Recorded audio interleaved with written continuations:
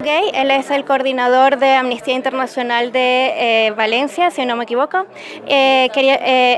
Amnistía ha traído a Vilca Fernández y quería preguntarte cómo has vivido este proceso desde que, como lo contabas antes, ¿no? Desde el papel que estás investigando, que estás haciendo, recabando datos, hasta que ves en persona lo que puede lograr tu trabajo.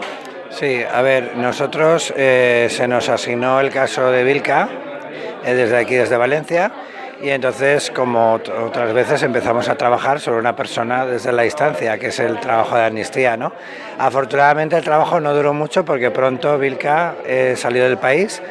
Lo que nosotros luchábamos no es para que fuera desterrado, evidentemente, sino para que pudiera ser un ciudadano libre en Venezuela, que se retiraran todos los cargos, pero por lo menos era muy buena noticia el que saliera de la cárcel, recibiera asistencia médica, ya no sufriera riesgo de tortura. Entonces fue una gran alegría ver que el trabajo había servido para que las autoridades lo excarcelaran. Una vez salió y se fue a Perú, en principio pensamos que nuestro trabajo seguiría, pero ya digamos simplemente intentando que se retiraran los cargos. Pero como surgió la oportunidad de que Vilca hiciera una gira por Europa, pues a través de la oficina de Amnistía Internacional en España, en Madrid, nos ofrecieron la posibilidad de que en la visita a España pudieran ir a Valencia, ya que aquí en Valencia se había estado trabajando por su caso.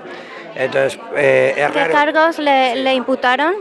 ¿Qué cargos le imputaron? Bueno, él estaba acusado por haber lanzado un tuit criticando al gobierno, porque claro, el problema es que no hay libertad de expresión en Venezuela. Entonces llevaba 2 años y además su problema era un caso muy claro de falta de atención médica en la cárcel. Entonces no solo pedíamos, porque Amnistía Internacional no considera a cualquiera un preso de conciencia. Preso de conciencia es una categoría muy importante y de hecho eso ha influido en que el gobierno de Venezuela lo excarcele, porque normalmente los gobiernos reciben mucha presión cuando alguien al Amnistía lo declara preso de conciencia, y creemos que eso ha contribuido a su libertad. ¿Y qué se necesita para ser preso de conciencia? Pues preso de conciencia es toda aquella persona que ha sido encarcelada por cualquiera de las cosas que contempla la Declaración Universal de Derechos Humanos, por sus ideas, por su sexo, por su religión. Es decir, nadie puede ser encarcelado según los derechos humanos por ninguna de estas razones, por sus opiniones, por sus creencias y tal. Y eso sí, tienes a una persona también que nunca haya hecho uso de la violencia ni abogado por ella. Entonces, en estos casos, Vilca era claramente un preso de conciencia y eso ha tenido mucho peso para que el gobierno lo liberara, y porque la presión internacional ahí es muy importante. ¿Qué mensaje tendría para las personas que aquí opinan que los medios de comunicación están exagerando con respecto a la situación en Venezuela, que no es tan grave como los medios de comunicación lo presentan?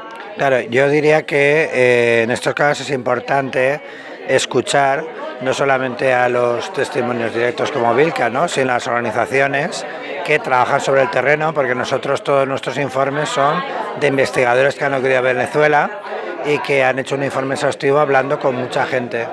Esos informes, que como decía Vilca además son organizaciones prestigiosas, tienen mucho peso. Entonces yo le diría a la gente que se informe. En los medios de comunicación cada uno tiene su tendencia ideológica, pero las organizaciones de derechos humanos no tomamos partido por las víctimas.